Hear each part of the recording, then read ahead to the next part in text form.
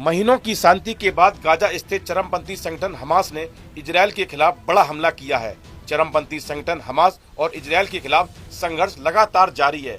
अब हमास ने इजरायल के ऊपर पिछले कई महीनों में सबसे बड़ा हमला किया है। रविवार की रात हमास ने दक्षिण इजरायल के ऊपर 10 रॉकेट दागे। 10 में से 5 रॉकेट को ही इजरायली रक्षा बल यानी कि IDF रोक पाने में सक्षम रहा। बाकी 5 रॉकेट इजरायल के अंदर गिरे हैं, जिनसे नुकसान की खबर है। एक रॉकेट अस्कलोन में गिरा, जहां 30 वर्षीय व्यक्ति की छर्रे लगने से घायल हो गया। उसे इलाज के लिए शहर के बजरई अस्पताल में ले जाया गया। हमास ने इन हमलों की जिम्मेदारी ली है। एक रिपोर्ट के मुताबिक गाजा के दीर अल बलाह इलाके से इजरायल के तटीय शहर अस्कलोन और अशदोद पर रॉकेट दागे गए। इजरायल सरकार ने कहा है कि हमास को इन हमलों का बड़ा जवाब देना पड़ेगा।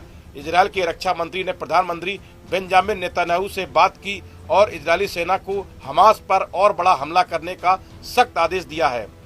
इस संबंध में सोशल मीडिया पर एक वीडियो भी सामने आया है, जिसमें दिखाया गया है कि हमास के रॉकेट इजरायल की ऊंची अपार्टमेंट बिल्डिंगों के पास गिरते हैं। जब ये हमला हुआ तब इजरायल के प्रधानमंत्री बेंजामिन नेतन्याहू अमेरिका यात्रा पर जा रहे थे। उन्होंने अपने विमान से रक्षा मंत्री इजरायल कैट्स को फोन किया और कहा कि हमास को सख्त जवाब दिया जाए। प्रधानमंत्री से बातचीत के बाद इजरायली रक्षा मंत्री ने बताया कि उन्होंने IDF को गाजा पट्टी में हमास के खिलाफ चल रहे हमले को और तेज करने का आदेश दिया है।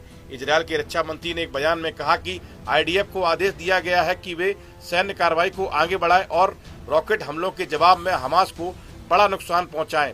उन्होंने कहा कि अस्कलोन के जिस नागरिक को रॉकेट के टुकड़ों से चोट पहुंची है, उसके हर जख्म का बदला हमास से लिया जाएगा। उन्हें इसकी भारी कीमत चुकानी होगी। इस हमले के बाद इजरायल तुरंत एक्शन में आ गया। इजरायली सेना ने मुंह तोड़ जवाब देने के लिए गाजा के दीर अल बलाह इलाके में हमला करने से पहले वहां रहने वाले फिलिस्तीनी लोगों को बाहर निकलने की चेतावनी दी। यह चेतावनी इजरायली सेना के अरबी प्रवक्ता ने दी और इसे हमला करने से पहले की आखिरी चेतावनी बताया गया। इसके बाद इजरायली सेना ने ड्रोन से हमला किया।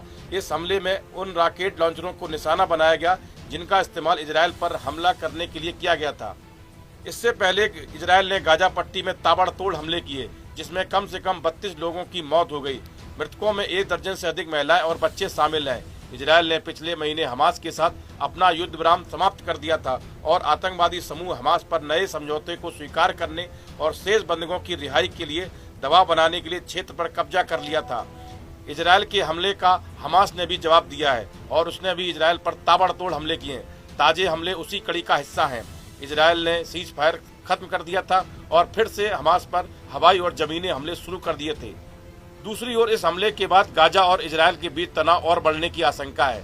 हाल के महीनों में शांति वार्ता के प्रयास किए जा रहे थे, लेकिन इस हमले ने स्थिति को और जटिल बना दिया है। इजरायली सुरक्षा एजेंसियां अब हमास के खिलाफ ठोस रणनीति तैयार कर रही हैं, जिससे आने वाले दिनों में क्षेत्र में और अधिक सैन्य गतिविधियां देखी जा सकती है। इस वीडियो में फिलहाल इतना ही। आप बने रहिए न्यूज नेशन के डिजिटल प्लेटफॉर्म के साथ।